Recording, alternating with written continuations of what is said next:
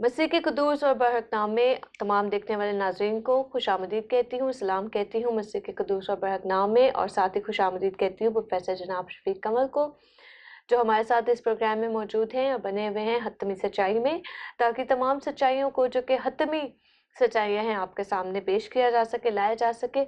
आज हम एक ऐसी हतमी सच्चाई पर बात करने जा रहे हैं जो कि अपनी नौयत से एक बड़ा ही इंटरेस्टिंग उन्वान है मेरे पास, फ़हरिस्त मुसल्लमा कैनन।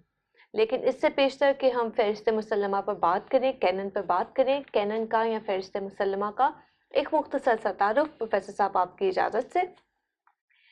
फ़हरिस्त मुसल्लमा क्या है? जैसे कि इब्तदाई सदी ही से खुदा उनके पाक कलाम को जो लिखना शुरू किया गया एक मुकम्मल तौर पे, यूँ तो वो उस तोमारों के अंदर मुख्तलिफ़ औक़ात में लिखा हुआ या और किसी शेप में मुख्तलिफ़ औक़ात में हमारे पास मौजूद रहा, लेकिन अपने वक्त पर उसे एक मुरतब किया गया एक फ़हरिस्त के तौर पर, जिसको फ़हरिस्त मुसल्लमा कहा जाता है। उन तमाम कुतुब को, उन तमाम सहाइफ़ को, उन तमाम इल्हामी जो सहीफ़े थे, उन सबको एक जगह पर जो जमा किया गया उसको कैनन कहा जाता है, फ़हरिस्त मुसल्लमा कहा जाता है। लेकिन सामीन और नाज़रीन, एक बात जो है वो हमें अपने पेश निगाह रखनी चाहिए कि ये कुतुब जो या सहाइफ़ 66 सहाइफ़ जो आज हमारे पास मौजूद हैं, उनका लिखारी या मुसन्निफ़ एक ही है, और वो ज़ात बारी ताला है जो कायनात का खालिक व मालिक है। बेशतर हम इन सहाइफ़ को कई अंबिया के साथ मंसूब करते हैं, लेकिन हमें ये बात याद रखनी चाहिए कि ये तमाम अंबिया कराम या तमाम हवारी, तमाम लिखने वाले सिर्फ वसीला थे, लेकिन जो लिखारी था वो एक ही है, और वो ज़ात बारी ताला परवरदिगार की ज़ात है जो इस तमाम कायनात को चला रहा है। इससे पेशतर कि हम इस बात के बारे में बात करें कि फ़हरिस्त मुसल्लमा, मज़ीद उसके बारे में जानें। सबसे पहली बात जो मैं जानना चाहूँगी प्रोफेसर साहब से वो ये कि प्रोफेसर साहब, फ़हरिस्त मुसल्लमा को या इन किताबों को, इन सहाइफ़ को लिखने का, तहरीर करने का हुक्म किसने दिया? किसने ये जारी किया ये हुक्म कि इन तमाम सहाइफ़ को लिखा जाए? गुड, आपने बड़े खूबसूरत तरीके से टॉपिक का तारुफ करवा दिया। शुक्रिया आपका, आपने अच्छा काम कर दिया, मेरे लिए आसानी होगी। पहली बात कि इस कायनात के खालिक और मालिक को पहचानना ज़रूरी है।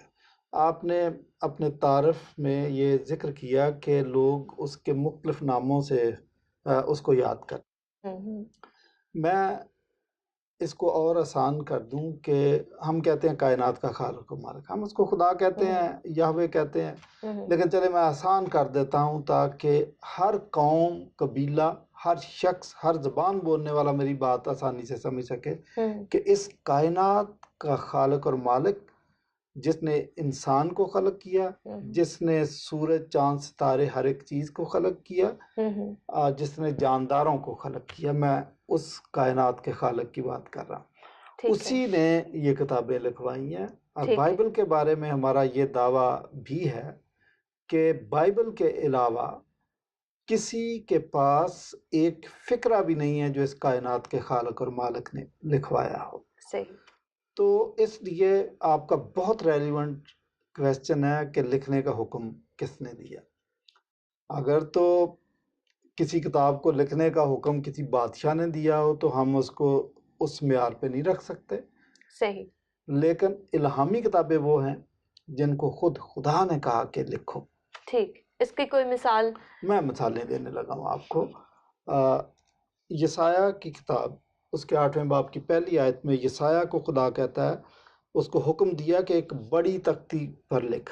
यसाया कहा कि इसको लिखो जो कुछ मैं तुम्हें बता रहा हूँ। इसके बाद यसाया को हुक्म दिया गया, 30वें बाब की 8वीं आयत में यसाया नबी को हुक्म दिया गया कि इसे किताब में, जो कुछ मैं तुम्हें बता रहा हूँ, इसे किताब में कलमबंद करो ताकि अब्दुल्लाबाद कायम रहे। अब्दुल्लाबाद जब तक ये रहती दुनिया तक ये रुश्द व हिदायत का काम करेगा। इस फिक्रे को आप समझने की कोशिश करें। इसलिए लिखवाया गया था कि ये हमेशा हमेशा रहना चाहिए। इसलिए अगर लोगों के जहन में गलत फहमी है ना कि जब नई किताब आती है तो पुरानी ख़त्म हो जाती है, ये उनकी गलत फहमी या खुश फहमी है। खुदा का दिया हुआ कलाम, खा उसने पहले कहा हो या बाद में कहा हो या दरमियान में कहा हो, उसको अब्दुल्लाबाद रहना चाहिए। इंसान का بنایا ہوا کلام یا انسان کی کوئی بنائی ہوئی چیز، اس میں تبدیلی آ سکتی ہے کیونکہ وہ انسان کی بنائی ہوئی ہے، لیکن خدا کی بنائی ہوئی، خدا کی دی ہوئی، خدا کے قوانین، ان کے متعلق ایسا سوچنا بھی میں سمجھتا ہوں بلاسفیمی۔ صحیح، ٹھیک۔ اچھا، پھر خدا نے موسیٰ کو حکم دیا، 34 باب اس کی 27ویں آیت، خروج۔ موسیٰ کو بھی خدا نے کہا کہ یہ لکھو۔ سر حوالہ اگر آپ پھر سے repeat میں کریں۔ بتا رہا ہوں کہ خروج اس کی 34واں باب 27ویں آیت میں لکھا ہے، لکھو۔ یرمیہ کو بھی خدا نے کہا کہ ایک تمہار لے اور اس پر جو کچھ میں تجھے بتا رہا ہوں یہ لکھو۔ یرمیہ کی کتاب اس کا 30واں باب 28ویں آیت۔ حبقوق نبی کو خدا نے ایک بڑی خوبصورت بات کہی، اس کو کہا کہ ایک بڑی تختی لکھ، اور وہ تختی اتنی بڑی ہونی چاہیے، اس پر جلی حروف میں لکھو اور اس طرح لکھو کہ لوگ دوڑتے ہوئے بھی، چلتے ہوئے بھی اس تحریر کو پڑھ سکیں۔ تو 10 احکام خدا نے بذات خود لکھے۔ صحیح۔ تو اس لیے کچھ خدا نے خود لکھا، کچھ لکھنے کا حکم دیا، اس لیے اسی کو ہم کہتے ہیں کہ یہ الہامی کتابیں ہیں، یہ خدا کی طرف سے دی ہوئی کتابیں ہیں، یہ الہی قوانین ہیں۔ تو آپ کا سوال تھا کہ کس نے حکم دیا؟ اس کائنات کے خالق اور مالک نے حکم دیا، اس لیے ہم ان کو الہامی مانتے ہیں، اس لیے ان کتابوں کی اہمیت ہمارے لیے اپنی زندگی سے بڑھ کر ہے، اور اسی لیے ہم نے ان کو ان 66 کتابوں کی صورت میں ایک جلد میں اس کو محفوظ کر لیا، اور یہ اس کو ہم بائبل کا نام دیتے ہیں۔ بائبل کا مطلب لائبریری یا کتابیں، ٹھیک ہے، کتابوں کا مجموعہ، کتابوں کا مجموعہ۔ ٹھیک، ببلیوس سے میرا خیال ہے جی اس کا۔ ببلیوس۔ ٹھیک، پروفیسر صاحب ایک آپ بڑی انٹرسٹنگ اپنے کئی حوالے دیے، تو میں چاہوں گی کہ کبھی ہم ایسا بھی کریں کہ ایک ایسا کوئی پروگرام بھی لے کے آئیں جس کے اندر ہم ان تمام تو نہیں، کچھ لوگوں کا احاطہ کریں کہ وہ کون لوگ تھے، کیسے لوگ تھے جنہوں نے ان تمام جو صحائف تھے ان کو تحریر کیا، یا کچھ اس طرح سے، تاکہ لوگوں کے ضروری ہے، ذہن یہ اور ضروری ہے۔ ابہام اور اس طرح کے شکوک جو ہے وہ دور ہو سکے۔ مجھے کوئی کس طرح اعتراض سے؟ نہیں ہے، آپ اس قسم کے پروگرام لائیں، میں جواب دینے کے لیے حاضر ہوں۔ تاکہ پتہ چلے کہ جی جی، یہ کون اشخاص تھے اور کیا تھے۔ ایگزیکٹلی۔ بالکل۔ اس تمام گفتگو سے جو آپ نے ابھی فرمائی، اس سے کیا ہم یہ بات کہہ سکتے ہیں ویری کریکٹلی کہ یہ جو بائبل مقدس ہے، اس کو بائبل مقدس کہنے کے بجائے ورڈ آف گاڈ کہنا چاہیے، تو بھی ویری کریکٹلی اگر میں صحیح لفظ جی استعمال کر جی رہی جی، ہوں تو؟ ہم کہہ سکتے ہیں ورڈ، بلکہ کہنا ہے ورڈ آف گاڈ چاہیے، بائبل مقدس بھی آپ کہہ سکتے ہیں، اس کا بھی مطلب وہی ہے۔ ورڈ آف گاڈ جب ہم کہتے ہیں تو آپ نے مور اسپیسیفک کر دیا ٹھیک ہے، کہ یہ خدا کا کلام ہے۔ ٹھیک ہے، ٹھیک ہے، صحیح۔ میں اس کے حوالے دیتا ہوں۔ عبرانیوں پہلا باب پہلی آیت میں لکھا ہے کہ خدا نے طرح بطرح، اگلے زمانے میں طرح بطرح، حصہ بحصہ نبیوں کی معرفت کلام کیا، اور اخیر زمانے میں خدا بنفس نفیس دنیا میں آ گیا اور اس نے روبرو انسان کے بالمشافہ کلام کیا۔ تو یہ خدا کا کلام ہے۔ دوسرا تموتھیوس تیسرے باب کی 16ویں آیت میں لکھا ہے کہ ہر ایک صحیفہ خدا کے الہام سے ہے۔ تو ہر ایک صحیفہ وہ ہے جو ہم نے کینن میں شامل کیا، یا آپ اس کو اگر ریفریز کرنا چاہے تو آپ کہیں کہ کینن خدا کے الہام سے، آسان کر ٹھیک دیتا ہے، ہوں۔ یعنی جو فہرست مسلمہ ہے جی جی، وہ خود خدا کے الہام سے ہے، کیونکہ ہم نے کتابیں وہ لی ہیں جو الہامی کتابیں تھیں، جن پہ ہمیں ڈاؤٹ تھا، اور وہ ہم نے شامل نہیں کی۔ کتابیں تو اور بھی تھیں، کتابیں تو آج بھی بڑی آپ کو مل جائیں گی، لیکن ہم نے اس میں شامل نہیں کی۔ اچھا، پولس بھی گواہی دیتا ہے، پہلا کرنتھیوں دوسرے باب کی 13ویں آیت میں کہتا ہے کہ یہ جو ورڈ ہے یہ ورڈ آف ہولی اسپرٹ ہے، یہ جو کلام ہے رول قدس کا دیا ہوا کلام ہے۔ اچھا، پھر نیو ٹیسٹامنٹ میں ایک فارمولہ آپ کو نظر آئے گا، it is written, it is written, جیسا کہ لکھا ہے۔ تو جب آپ یہ کہتے ہیں جیسا کہ لکھا ہے تو آپ اولڈ ٹیسٹامنٹ کا حوالہ دے رہے ہوتے ہیں کہ وہ الہام سے لکھا گیا ہے۔ مسیح یسوع نے بھی یہ پرانے فارمولہ بہت اہدنامے کا، استعمال پرانے کیا۔ اہدنامے جو جی جی، شریعت، تورا، اس کی جو کتب ہیں، صحائف ایگزیکٹلی، ہیں، ان رومیوں سب کا۔ تیسرے باب کی دوسری آیت میں بھی اس کو خدا کا کلام کہا گیا۔ تو اور بھی حوالے ہیں کہا جا سکتا ہے، لیکن شارٹلی میں نے 3-4 حوالے آپ کو دیے ہیں کہ this is word of God, اور ورڈ آف گاڈ کہنا چاہیے میں کہ یہ خدا کا کلام، خدا کے منہ سے نکلا ہوا کلام۔ ٹھیک ہے پروفیسر صاحب، ہم اگر بات کریں دوبارہ سے نئے اہدنامے کے بارے میں، جی، تو آپ مجھے یہ بتائیے کہ واقعی میں جو رسول تھے یا حواری تھے وہ روح القدس کی ہدایت پا کر خدا ان کے کلام کو تحریر کرتے تھے؟ جی جی بالکل، وہ اس کو ورڈ آف گاڈ ہی کہتے تھے، اور they were being directed by the Holy Spirit. اور نیو ٹیسٹامنٹ میں بھی آپ کو اس کے کچھ حوالات اگر آپ ہمیں کچھ ریفرنسز دے سکیں. میں آپ کو دیتا ہوں. زبور 95 اس کی 7 آیت میں زبور نویس کہتا ہے کہ آج تم اس کی آواز سن کر اپنے دلوں کو سخت نہ کرنا. اچھا، تو عبرانیوں 3:7 میں اسی حوالے کو کہا گیا ہولی اسپرٹ سیڈ، وہی حوالہ. تو اچھا، اسی پرانے عہد نامے کے کے حوالے کو حوالے نئے کو عہد کہا نامے کہ میں ہولی استعمال اسپرٹ نے یہ کہا تھا. اچھا، زبور 45 کی 6 آیت میں لکھا کہ اے خدا تیرا تخت ابدآباد رہے گا. اور نیو ٹیسٹامنٹ میں اسی بات کو کہا گیا گاڈ سیڈ. اور یسایہ 7:14 میں لکھا دیکھو ایک کنواری مشہور ہوا حوالہ، دیکھو ایک کنواری حاملہ ہوگی اور ایک بیٹا جنے گی. صحیح، یاد ہوگا آپ کو. ٹھیک. متی 1:22 میں یہی بات اسی حوالے کو ری فریز کر کے لکھا گیا کہ خدا نے نبی کی معرفت کہا کہ دیکھو ایک کنواری حاملہ ہوگی. صحیح صحیح. تو وہ بھی ورڈ آف گاڈ تھا، new Testament word of God ہے. ٹھیک ہے، یعنی دونوں کا ایک کمپیریزن ہو گیا کہ جی پرانا عہد نامہ نیا عہد نامہ جی دونوں خدا کا کلام ہے. ایک اور والا ہوسیہ 11:1 اس میں لکھا کہ میں نے مصر سے اپنے بیٹے کو بلایا. اچھا، اسی حوالے کو متی 2:15 میں خداوند نے کہا کہ میں نے اپنے بیٹے کو مصر سے بلایا. ٹھیک. تو دس از ورڈ آف گاڈ. صحیح صحیح، ٹھیک ہے. مگر میرا سوال پھر سے میں چاہوں گی کہ آپ کچھ اس بارے میں بھی حوالے جات دیں جس میں جو ہے نئے عہد نامے کو یہ میں موجود ہو کہ کس طرح سے رسولوں کو روح القدس گائیڈ کرتا تھا. اگر آپ کچھ وہ ریفرنسز بھی دے سکیں ہمیں تو. دیکھیں، میں نے نیو ٹیسٹامنٹ سے بھی آلریڈی آپ کو حوالے دیے. رسول شاگرد بالکل نیو ٹیسٹامنٹ کو رول القدس سے ہدایت یافتہ سمجھتے تھے کہ یہ رول القدس کی مدد سے لکھا گیا.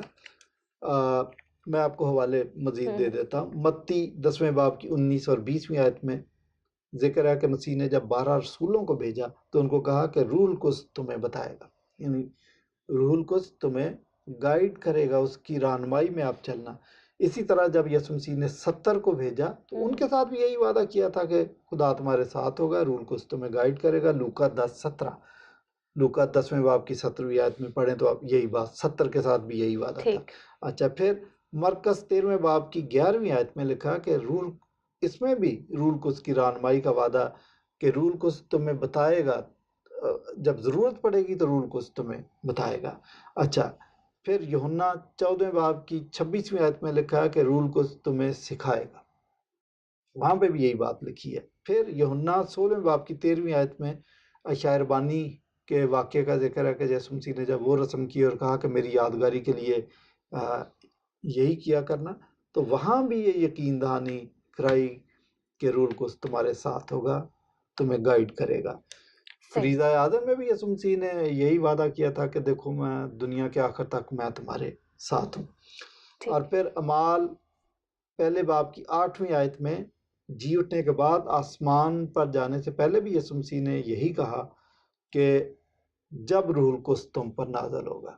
تو وقتاً فقتاً ہمیں یہ ابھی اور بھی بہت سارے حوالے دیے جا سکتے ہیں، لیکن یہ میں نے چند حوالے اس لیے دیے ہیں کہ میرا موقف واضح ہو سکے کہ رسولوں کو اور کرسچنز کو اس وقت روح القدس رہنمائی فراہم کرتا تھا، اور یہ روح القدس کی رہنمائی آج تک جاری ہے. بلکہ میں اس میں ایک اضافہ کر دوں، ایف بروس نے ایک بڑی خوبصورت بات کی ہے. وہ کہتا ہے کہ بائبل مقدس لکھنے میں روح القدس کار فرما تھا، اور آج بھی جب ہم بائبل کو پڑھتے ہیں تو اس وقت بھی روح القدس ہماری رہنمائی کرتا ہے، اس کی انڈرسٹینڈنگ میں بھی مدد کرتا ہے. صحیح صحیح، بلکہ اس کے بغیر شاید ہم کبھی بھی خدا کے کلام کو سمجھ نہ سکیں. جی جی، اس کا مطلب ہے کہ ہم حتمی طور پر، یقینی طور پر کہہ سکتے ہیں کہ بائبل مقدس واقعی میں خدا کا کلام ہے. بالکل، ہم حتمی طور پر بلا کسی شک، بلا شبہ یہ کہہ سکتے ہیں کہ جو بائبل ہمارے ہاتھ میں ہے، یہ 66 کتابیں، یہ فرشتے مسلمہ، دس از ورلڈ آف گاڈ، یہ خدا کا کلام. بلکہ میں آپ کو چارلس ویزلی کی ایک بات بتاتا ہوں. اس نے ایک آلٹرنیٹ پاسبلٹی دی ہے. وہ کہتا ہے کہ 3 پاسبلٹیز ہیں بائبل کے بارے میں. نمبر 1 کہ یہ یا تو خدا کا کلام ہے، یا پھر یہ اچھے آدمیوں کا کلام، اچھے آدمیوں نے، اچھے انسانوں نے اور فرشتوں نے مل کر لکھا ہے. اچھا، تیسری پاسبلٹی یہ ہے کہ یا پھر یہ برے انسانوں کا کلام ہے اور ابلیس نے ساتھ مل کر لکھا ہے. 3 پاسبلٹیز ہیں. اب ان کو چیک کر لیتے ہیں کہ وہ کہتا ہے ایسا تو ہو نہیں سکتا کہ یہ اچھے انسانوں نے اور فرشتوں نے مل کر لکھا ہو. یعنی خدا نے نہ لکھا ہو، اچھے انسانوں نے اور فرشتوں نے مل کر لکھا ہو. لیکن اگر وہ اچھے انسان تھے اور فرشتگان تھے تو ان کے منہ سے یہ بات جچتی نہیں ہے. وہ جگہ جگہ کہہ رہے ہیں دس سیتھ دا لارڈ، کہ وہ خدا کہہ رہا ہے. بھئی لکھا تو آپ نے خود ہے، تو آپ یہ کہتے اچھے انسان سے آپ یہ توقع نہیں کر سکتے. اور اسی طرح بفرض محال ہم کہہ لیں کہ برے انسانوں نے اور ابلیس نے یہ لکھا ہے، تو برا انسان اور ابلیس کبھی بھی بائبل میں جگہ جگہ یہ نہیں لکھے گا برے کاموں سے آپ کو منع نہیں کرے گا. وہ تو کہے گا برے کام کریں، بلکہ یہ تو برے کاموں سے منع بھی کر رہا ہے خدا کا کلام، اور آپ کو برے کام کرنے پر جہنم کی وعید بھی دے رہا ہے. صحیح. تو اس کا مطلب تیسری پاسبلٹی رہ جاتی ہے کہ this is word of God اور یہ خدا نے لکھوایا، اور یہی بات درست ہے. صحیح. ٹھیک. آپ کہہ سکتے ہیں کہ حتمی چاہیے ہے کہ this is word of God. ٹھیک ہے. اچھا، اس کے ساتھ ایک اور بڑی اہم بات جو میں چاہوں گی کہ آپ اس پہ بھی روشنی ڈالیں، اس پہ وضاحت کریں، وہ یہ کہ جو فہرست مسلمہ تھیں یہ اپنے اپنے وقت میں الگ الگ سے سرکولیٹ تو کر رہی تھیں، یا کبھی ایسا ہوتا تھا کہ 2 کتب ایک ساتھ ہیں، اور کبھی ایسا بھی تھا کہ 2 ایک ہی صحیفے کے ہمیں الگ الگ سے تومار بھی ملتے ہیں، جو کہ ابھی بھی کچھ تومار جو ہیں ملے ہیں، کھدائی ہوئی ہے. تو پھر یہ ایک جلد میں کیسے اور کیوں ان کو لایا گیا؟ کیسے آ گئی ایک جلد؟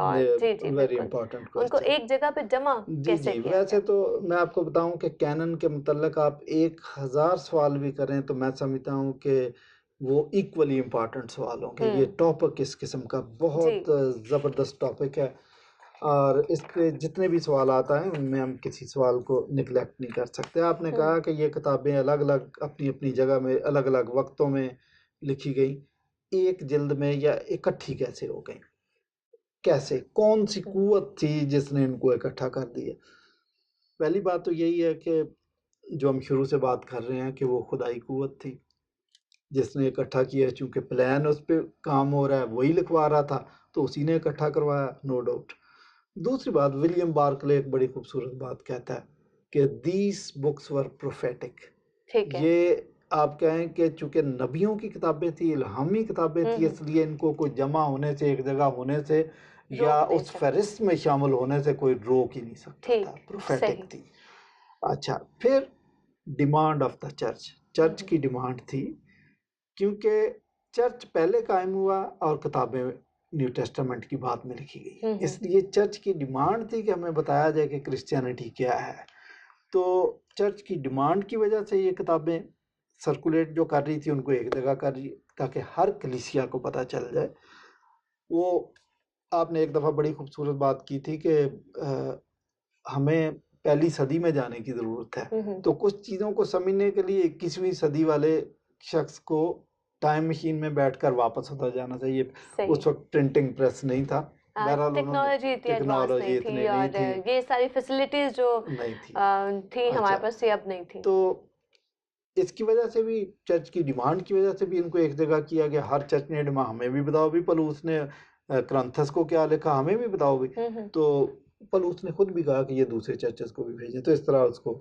اچھا، پھر ہیریٹیکل سٹیمولس تھا کہ اس وقت بہت سے بدعتی لوگ آ گئے، حتیٰ کہ مارشن جو ہے اس نے نیو ٹیسٹامنٹ کی ایک فہرست بھی جاری کر دی. اچھا جی. تو اس لیے بہت ضروری تھا کہ چرچ اس کی فہرست کو ریکگنائز کرے اور جاری کرے اور اتھینٹیکیٹ کرے کہ this is the right, these are the right books. تو اس لیے بھی ضروری تھا.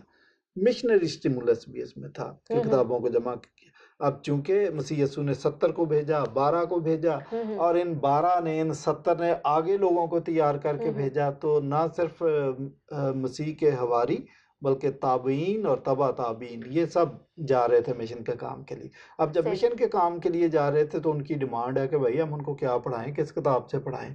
اب ارسطو کو تو پکڑ کر نہیں پڑھا دینا کہ اس نے ارسطو کی کتاب. جی. تو اس وجہ سے بھی، مشنری کام کی وجہ سے بھی یہ ضروری ہو گیا تھا کہ آپ ان کو ایک چارٹر دیں کہ بھائی یہ ہے جو آپ نے پڑھانا. اور تو ایک ہی میسج ہو، ایک ہی میسج ہو خوشخبری ہو، ایک تو ہی گڈ نیوز ہو. اس کے لیے کینن کا ہونا بہت ضروری تھا. تو اس لیے بھی تھا. پھر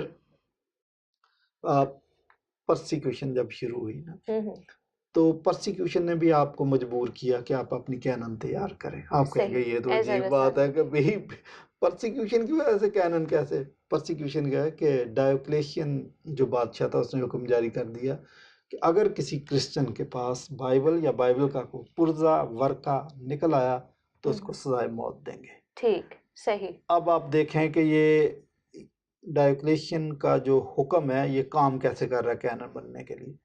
اب کلیسیا نے یہ سوچا کہ کون سی کتابیں ہیں جن کی حفاظت ہم نے کرنی ہے کہ بھائی یہ کینن ہے اور اس کو ہم کسی قیمت پر بادشاہ کے حوالے نہیں کریں گے. صحیح. تو اس طرح پرسیکیوشن نے بھی کینن کے بننے میں مدد کی. بہت مدد اور حالات کو پیدا کیا. اب آپ نے ہسٹری پڑھی ہے تو آپ کو معلوم ہوگا کہ کچھ لوگوں نے کچھ کتابیں ان کے ہینڈ اوور بھی کر دی. جی بالکل بالکل. اچھا، ہینڈ اوور بھی کر دی تھی. اب چرچ نے یہ ڈیسائیڈ کرنا تھا کہ کون سی کتابیں ہیں جو پولیس آئے تو ان کے مانگنے پر ان کے ہینڈ اوور کر دینی، ہمیں فرق نہیں پڑے گا.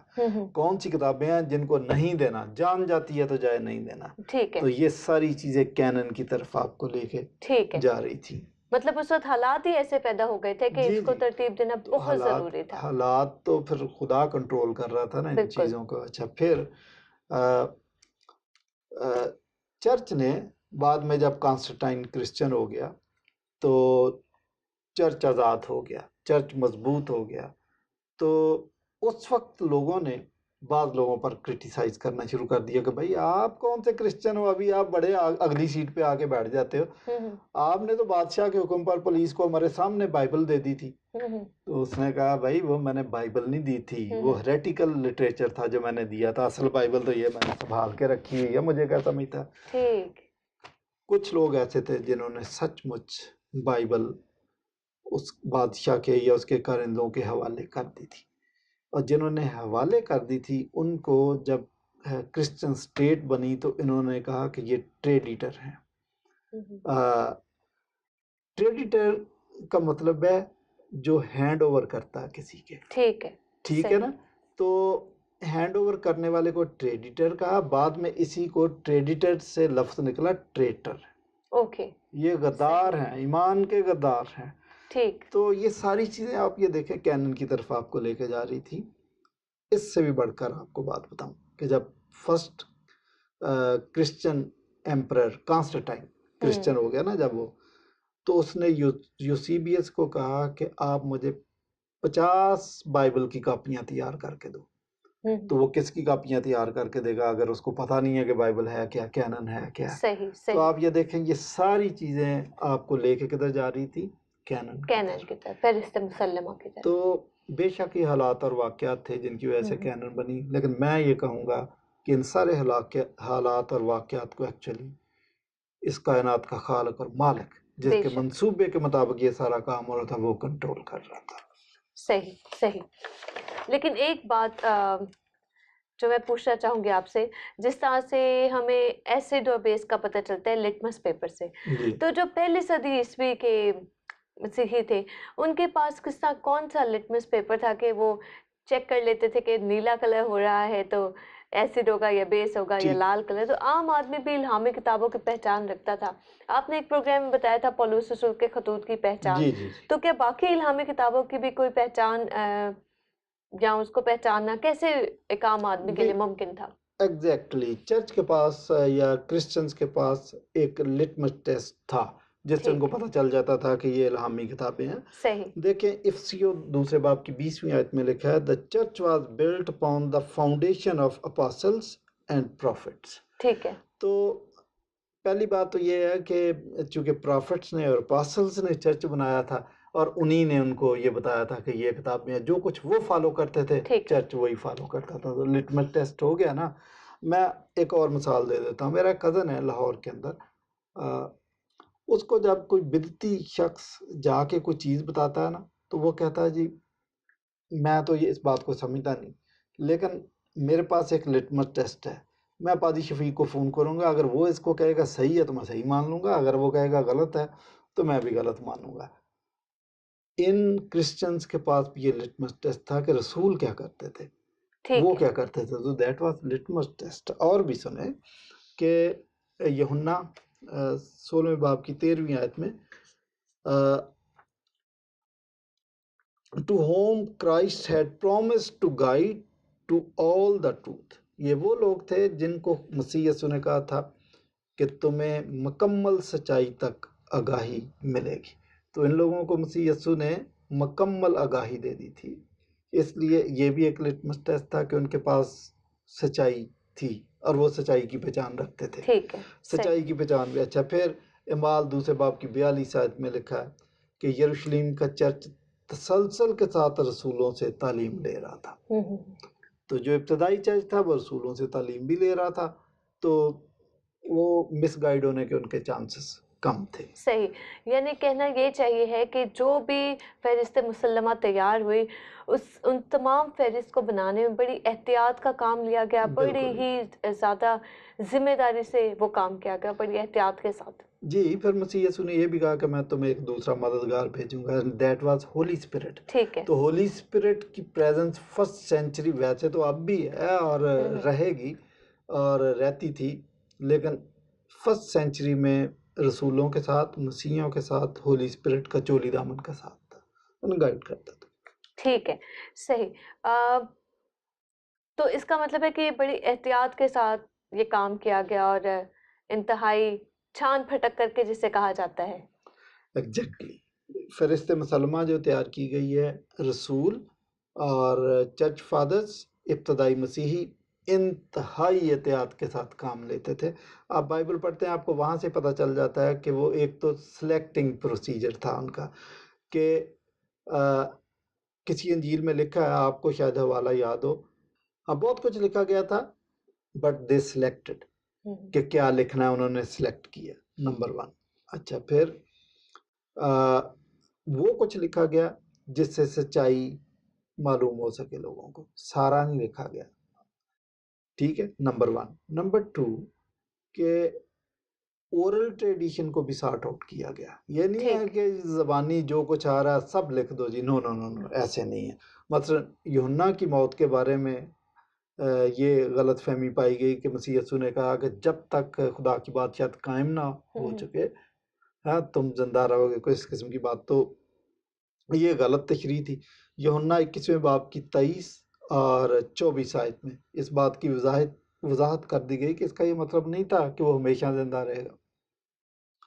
تو غلط اورل ٹریڈیشن کو بھی اس کو ٹھیک کیا جا رہا ہے، اگر اس میں غلطی ہے تو اس کو ٹھیک کیا جا رہا ہے. ٹھیک ہے. پروفیسر صاحب، شکریہ ادا کرنا چاہیں گے آپ کا ان تمام سوالات پر مفصل طریقے کے ساتھ ہمیں بیان کرنے کے لیے. آپ کا بہت بہت شکریہ. امید ہے کہ ناظرین آپ کو بہت برکت ملی ہوگی، اور ساتھ ہی ساتھ میں جس طرح سے پروفیسر صاحب نے کہا کہ انجیل مقدس بمطابق یوحنا میں یہ درج ہے کہ اگر تمام جو کچھ ہوا، جو کچھ بیان کیا گیا، جو کچھ کہا گیا، اگر اس کو تحریری شکل میں لایا جاتا تو شاید دنیا میں کتابوں کی جگہ نہ رہ پاتی. اسی دعا کے ساتھ آپ سے اجازت چاہیں گے. اگلے پروگرام تک کے لیے اپنی ہوسٹ ڈاکٹر ماریا فلیچر کو اجازت دیجیے. اگلے پروگرام میں پھر کسی انٹرسٹنگ ٹاپک کے ساتھ آپ سے ملاقات ہوگی. اور اگر آپ کے ذہن میں کوئی بھی سوال ہے، کسی بھی ایسی بات کے بارے میں آپ چاہتے ہیں کہ ہم اپنے پروگرام میں اس کو شامل کریں، کسی عنوان کے بارے میں، تو آپ ضرور ہمیں لکھ بھیجیے. ہمارے فیس بک پیج پہ بھی آپ لکھ سکتے ہیں، اس کو لائک کریں. اس پہ جو ہماری ویڈیوز اپلوڈ ہوتی ہیں آپ انہیں دیکھ سکتے ہیں، ہم سے کانٹیکٹ کر سکتے ہیں، ہم سے رابطہ قائم کر سکتے ہیں. ان تمام باتوں کے ساتھ آپ سے اجازت چاہتے ہیں. خداوند آپ کو اپنی برکات سے مالا مال کرے. خدا حافظ.